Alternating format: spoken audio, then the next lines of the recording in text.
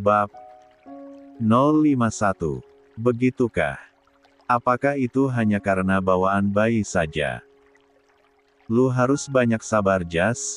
Jangan karena Natasha kayak gini lu nyerah. Lu harus ingat dia gak punya siapa-siapa selain lu. Gak ada tempat dia mengadu selain lu, cuma lu yang dia punya. Lu harus bisa jadi ayah, suami dan sekaligus kakak buat dia. Kayak gue sama Layla intinya, Fandi mengingatkan aku. Natasha cewek yang baik, dia bisa memaafkan kesalahan lu yang udah bunuh orang tuanya secara gak sengaja.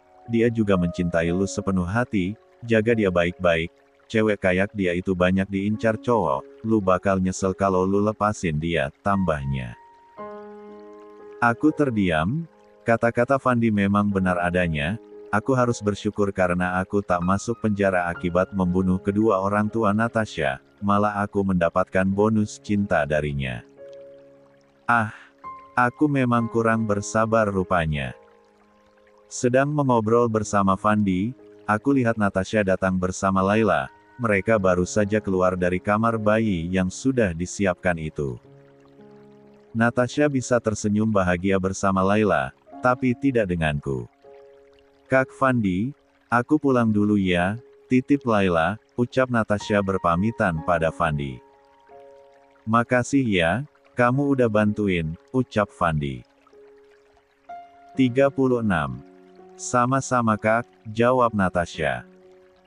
Natasha lalu memeluk Layla sebelum pergi, setelahnya dimelengos melewatiku begitu saja tanpa pamit. Tugas tuh, kejar, ucap Fandi. Aku beranjak dan mengejar Natasha yang sudah keluar, aku akan mengajaknya pulang bersama. Tapi, Natasha sudah pergi bersama Bandi, yang ternyata sudah dihubungi olehnya sebelum keluar dari rumah Fandi. Aku hanya bisa menghela nafas berat, ini semakin rumit, di luar dugaanku, Natasha belum memaafkanku. 37. Tok tok tok. Pintu ruang kerjaku diketuk. Masuk, ucapku malas. Pintunya terbuka, Raihan masuk dengan sopannya membungkukkan badan di depanku. Permisi Kak, ucapnya sopan. Duduk Rai, aku mempersilahkan Raihan untuk duduk. Raihan duduk di kursi di depanku. Kakak hari ini ada pertemuan dengan Tuan Jose dari perusahaan Duta Mandiri. Jadwalnya jam 12 siang Kak, Raihan memberitahuku tentang jadwalku hari ini. Ada pertemuan ya? Ya ampun saya lupa sama sekali, aku mengurut-urut keningku. Kepalaku sangat pusing, selama beberapa hari ini aku tak fokus sama sekali. Aku tak bersemangat, Natasha masih mendiamkan aku dan tak mau berbicara denganku lagi. Natasha pindah ke kamar lamanya. Dia tak mau tidur bersamaku, bahkan selalu mengunci pintu kamarnya agar aku tak masuk. Aku sudah membujuknya berkali-kali agar dia memaafkan aku, tapi nyatanya Natasha tak luluh juga, dia masih saja enggan berinteraksi denganku. Aku tak tahu apa yang harus aku lakukan lagi, aku kehabisan akal untuk membuat keadaan seperti semula. Kak, Raihan mengejutkan lamunanku, aku terperangah. Iya, jawabku gugup. Kakak kenapa? Kok kayaknya gak fokus? Saya lihat kakak dari tadi melamun terus, tanya Raihan yang menyadari keanehan dariku. Enggak apa-apa Rai, saya cuma lagi gak enak badan aja, jawabku berbohong. Jadi, bagaimana? Kakak siap untuk bertemu dengan Tuan Jose? Tanyanya lagi. Kayaknya batalin aja Rai, saya gak bisa konsentrasi saat ini, saya kurang enak badan, kamu ubah jadwalnya aja ya, pintaku. Aku sungguh tak ingin melakukan apapun di saat seperti ini, aku benar-benar tak bisa berkonsentrasi. Baik Kak, saya akan hubungi pihak Tuan Jose untuk mengubah jadwal pertemuan, jawabnya. Aku mengulas senyum simpul. Kalau begitu, saya keluar ya Kak, Raihan permisi. Tunggu dulu, saya mau tanya sesuatu, aku menahan Raihan untuk pergi. Raihan menatapku, menunggu aku bertanya. Anu, apa kamu dan Amira udah ada kemajuan? Tanyaku langsung saja ke intinya. 38. Kemajuan apanya? Kami hanya berteman, Raihan balik bertanya. Teman ya? Saya kira kalian sudah saling suka. Aku menggaruk kepala tak gatal. Aku terkesan ikut campur dalam urusan pribadinya, tak sopan. Kami memang saling menyukai, tapi untuk saat ini kami hanya berteman, kami masih pendekatan, kami juga belum memikirkan hubungan yang lebih jauh dari hanya berteman, karena kami sama-sama pernah terluka juga. Raihan secara terang-terangan menceritakan tentang hubungannya dengan Amira. Lalu, status Amira yang janda itu, apa kamu gak keberatan jika suatu hari nanti kalian saling mencintai? Aku semakin ingin tahu.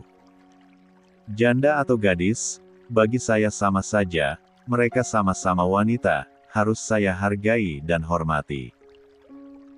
Saya gak peduli mau istri saya nantinya adalah seorang gadis atau janda, insya Allah saya siap menerimanya dengan ikhlas, saya akan mencintainya sepenuh hati saya, tutur Raihan mantap.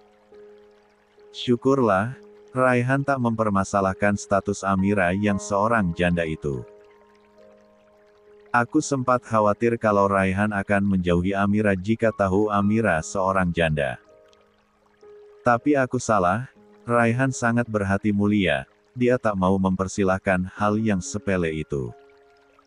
Apa Amira pernah cerita mengenai alasannya diceraikan? Tanyaku lagi. Aku semakin ingin tahu lebih banyak tentang hubungan mereka, aku tak tahu kenapa, tapi aku merasa aku ini bagaikan kakak untuknya dan Laila. Dari ceritanya, Amira bilang kalau dia diceraikan gara-gara suaminya selingkuh. Di malam setelah pernikahan Amira menemukan foto-foto mesra di ponsel suaminya, di mana foto itu adalah foto suaminya dengan sahabat Amira sendiri. Malam itu juga Amira meminta bercerai, karena dia gak mau mempunyai suami tukang selingkuh, apalagi selingkuhannya adalah sahabat sendiri, itu sangat menyakitkan bagi Amira. Jadi, ya begitulah, Amira hanya jadi istri sehari saja, dia jadi janda setelahnya. Raihan menuturkan cerita tentang asal-usul Amira yang jadi janda. Ya ampun, korban perselingkuhan ya, kasihan sekali. Padahal Amira itu cantik, dia juga memiliki perawakan yang bagus, tapi kenapa suaminya menyelingkuhi dia? Terkadang aku heran dengan pikiran laki-laki, mereka lebih memilih untuk berselingkuh dengan wanita lain, padahal sudah memiliki pasangan yang sempurna. Apa sih bagusnya selingkuh? Bukankah hanya menambah masalah? Aku juga laki-laki ya, tapi aku tak sedikit pun pernah berpikir untuk selingkuh. Menurutku hanya orang-orang bodoh yang melakukan perbuatan semacam itu. Aku pernah ada di posisi harus menahan diri agar tak menjamah Natasha saat dia masih sekolah. Aku menahan gejolak dan hasrat dalam jiwaku setiap aku menginginkannya. Kalau memang mau, aku bisa saja memuaskan keinginanku kepada wanita lain, atau aku mungkin bisa jajan, tapi aku sama sekali tak pernah memikirkan itu. Aku mempertahankan keperjakaanku hanya untuk Natasha.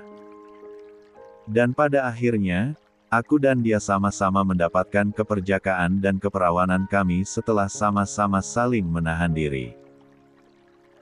Perselingkuhan banyak terjadi akibat adanya kesempatan, bukan karena sudah niat sejak awal, karena saat 39. Kesempatan itu ada, perselingkuhan akan terjadi dengan sendirinya. Aku kasihan pada Amira, gadis secantik dia saja bisa diselingkuhi, apalagi kalau gadis yang biasa saja. Tapi, Raihan ini lelaki yang baik, aku sangat yakin kalau dia akan mencintai Amira setulus hatinya. Rai, kamu kalau ada kesempatan, ada niat buat nikahi dia gak? Tanyaku lagi. Raihan tak menjawab, hanya mesem-mesem sambil menundukkan kepala. Tak usah dijawab, dari ekspresinya saja aku sudah bisa menebak, kalau Raihan memang ingin serius dengan Amira, mungkin hanya sedang menunggu waktu yang tepat saja. Aku pulang ke rumah saat hari masih sore, karena aku tak bisa berlama-lama di kantor dengan keadaanku yang tak fokus begini. Semua kerjaanku kacau selama beberapa hari ini. Tak lupa, sebelum pulang aku membeli buket bunga mawar warna-warni juga sekotak coklat yang biasa diberikan saat Valentine. Aku membelinya untuk Natasha, semoga saja jika aku terus memohon, Natasha akan memaafkan aku. Jujur saja, tanpa senyumannya, tanpa suaranya, tanpa canda tawanya, aku kesepian, aku juga tak bisa mengusap perutnya yang tengah mengandung bayiku. Aku rindu Natasha, sungguh. Aku sadar aku terlalu egois, aku juga sudah berkali-kali mengingkari janjiku yang takkan membentaknya lagi. Natasha bukan hanya kecewa, tapi hatinya pasti hancur karenaku. Aku memarkir mobilku di halaman rumah, aku turun dan langsung masuk ke dalam rumahku. Aku masih saja berharap Natasha akan datang menyambutku dengan tingkah centilnya. Tetapi, itu hanya sia-sia. Natasha tak pernah menyambutku lagi saat pulang kerja. Selamat sore Tuan, sambut Biasi, pembantu di rumahku, yang baru bekerja 2 hari lalu. Sore, balasku. Di mana Non Natasha? Tanyaku. Oh, Non Natasha ada di kamarnya Tuan. Tadi Non Natasha mual-mual, sudah Bibi ajak ke dokter pun gak mau, jelas Biasi. Mual-mual. Tanyaku lagi. Benar Tuan, Non Natasha juga memegangi kepala terus. Katanya pusing, sekarang Non Natasha tiduran di kamarnya, jelasnya lagi.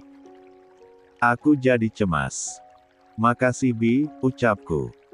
Aku bergegas naik ke lantai 2, untuk menemui Natasha. Perasaanku tak enak, aku takut terjadi apa-apa pada Natasha dan bayiku. Sa, buka pintunya sayang, aku memanggil dengan mengetuk pintu kamarnya. Natasha tak menyahut. Sa, ayolah, buka pintunya, aku mohon Sa, aku khawatir sama kamu. Pintaku terus menggedor pintu. 40. Kamarnya. Natasha tetap tak menjawab. Sa, kenapa kamu gak kasih aku kesempatan? Aku ini manusia biasa, aku tempatnya salah dan lupa. Aku tahu aku sering janji buat gak bentak kamu lagi, tapi aku gak bisa nahan diri kalau timingnya gak tepat. Sa, tolong maafin aku mau ngelakuin apa aja asal kamu maafin aku kangen kamu Sa, aku memohon padanya. Natasha tetap tak merespon, dia sangat membenciku, hingga suaraku ini hanya angin lalu unuknya.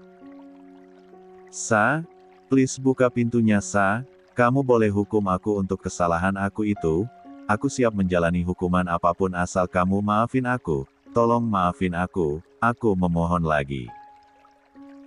Aku hampir putus asa, sudah berpuluh kali aku meminta maaf sejak hari itu, tapi Natasha tetap tak mau memaafkan aku merasa usahaku sia-sia semuanya. Meski tak mendapat jawaban apapun darinya, aku tetap berdiri di depan pintu kamarnya, buket bunga dan kotak coklat masih kupegang, aku menunggu Natasha untuk keluar.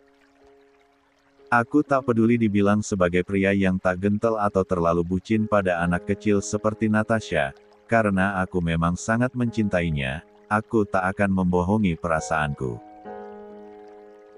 Aku mungkin bisa mendapatkan banyak wanita yang lebih dewasa, lebih cantik, lebih seksi dan lebih segalanya dari Natasha, tetapi aku belum tentu mendapatkan wanita sebaik dan setulus Natasha, yang selalu memaafkan setiap kesalahanku meski terus kuulangi.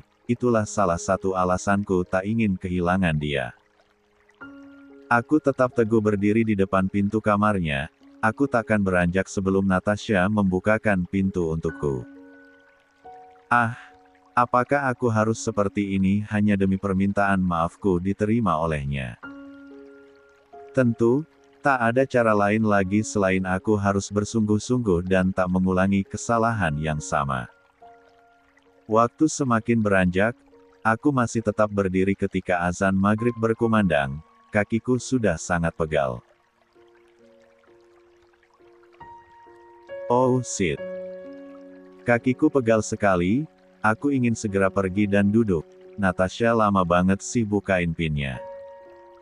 Aku tak tahan lagi, aku berdiri dengan tak tegap, kakiku sudah tak bisa diajak kompromi. Ayolah kaki, kamu harus bertahan, supaya Natasha bisa melihat seberapa serius aku meminta maaf padanya. Tuan, sedang apa? Biasi menghampiri dan bertanya. Enggak apa-apa, lagi nunggu Non Natasha keluar, jawabku malu. Perlu Bibi bantu? Tawarnya. Ah, enggak usah, hehehe, aku cengir. Ya sudah, Bibi siapkan makan malam ya, permisi, Biasi permisi turun untuk pergi ke dapur. Fiuh.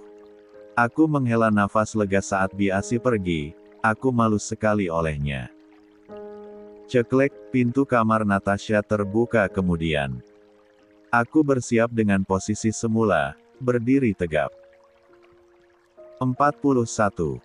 Natasha muncul kemudian, ketika dia menatapku, aku tersenyum.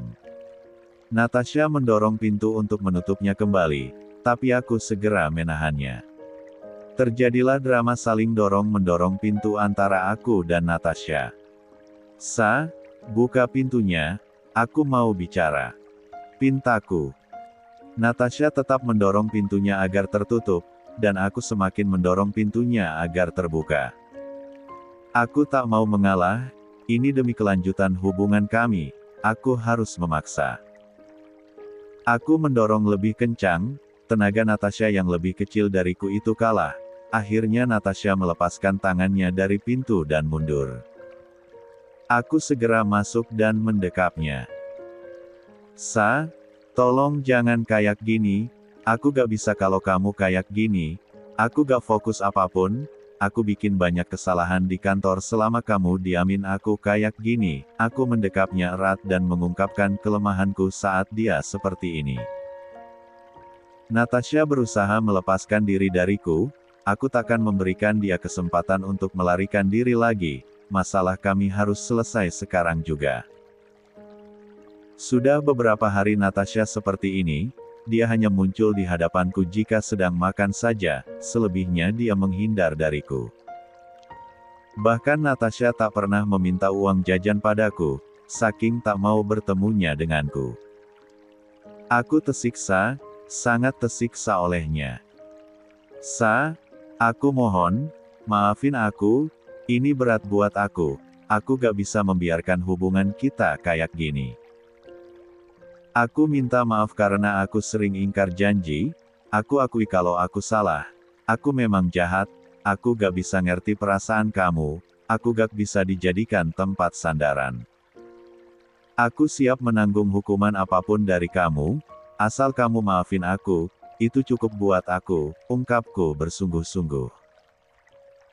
Aku cinta kamu aku gak bisa bahagia tanpa kamu, aku rindu kamu dan bayi kita, tolong maafin aku, tambahku.